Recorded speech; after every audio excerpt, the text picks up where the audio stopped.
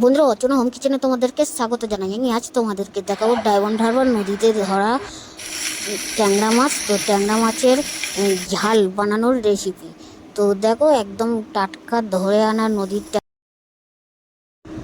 একদম টাটকা নদীর ট্যাংরা মাছ, আর এর টেস্টটা খুব সুন্দর। তো সত্যি বলছি, অসাধারণ খেতে। তো ট্যাংরা মাছটা ঝাল করার জন্য প্রথম ট্যাংরা মাছগুলো ভেজে নিয়ে তার কড়াইতে তেল দিয়ে আদা রসুন পেঁয়াজ যেমন দিয়ে কষতে হয় পুরো কষে, তাতে টমেটো দিয়ে কাঁচা লঙ্কা দিয়ে কষা হচ্ছে। তো দেখো, কষতে কষতে বেশ কষাটা একদম পুরো পেঁয়াজগুলো একদম বেশ কালো কালো হয়ে গিয়েছে। তারপরে ওটা আস্তে আস্তে যে সেন্টটা বার হচ্ছে এবারে, আর কষাটাই মেন। যত ভালো কষবে ততই ভালো হবে। তো এই কষতে কষতে তারপরে এই আমাদের আদা রসুনটাও দেওয়া হচ্ছে। তো দিয়ে এটা কষা হয়ে ভালো করে।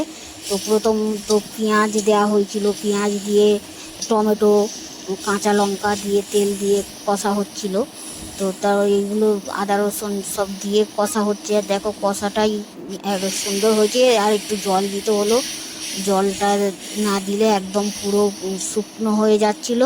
তো এবারে লঙ্কা হলুদ দেওয়া হবে। তো গুঁড়ো লঙ্কা, গুঁড়ো হলুদ, তো হলুদের গুঁড়ো দেওয়া হলো। আর এবারে লঙ্কার গুঁড়োও দেওয়া হবে। তো টেস্টটা খুব সুন্দর হবে, যেহেতু নদীর ট্যাংরা মাছ আর একদম টাটকা, একদম টাটকা নদী থেকে ডায়মন্ড হারবার নদীর ধরা মাছ।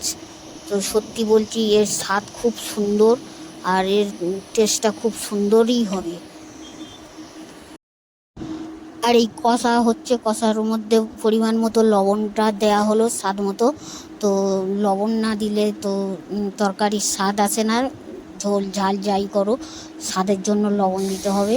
তো তার জন্য কষা হচ্ছে। আর এই মাছটা এনেছে আমার বোন।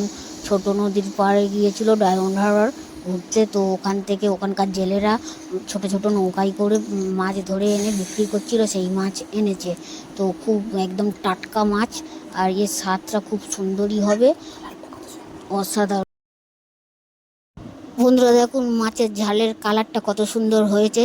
তারপরে আমাদের ভেজে রাখা মাছগুলো একটু ফোটার পরে ঢেলে দেওয়া হলো।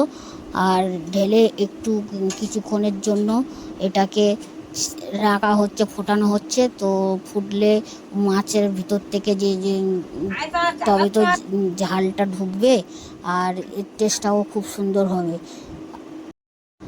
আর কিছুক্ষণ এইরকম ফোটার পরে তারপরে আমাদের মাছের ঝালটাকে ঢেলে নেওয়া হবে। সত্যি টাটকা মাছের ঝাল খুব সুন্দর লাগবে। আর তার মধ্যে আমাদের কারেন্ট চলে গেছে।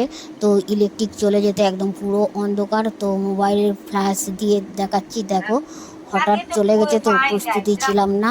তো তারপরে আমাদের মাছের ঝালটা ঢেলে নেওয়া হলো। দেখো কত সুন্দর হয়েছে মাছের ঝাল, একদম পুরো রেডি। নদীর ডিশ, একদম টাটকা ট্যাংরা মাছ।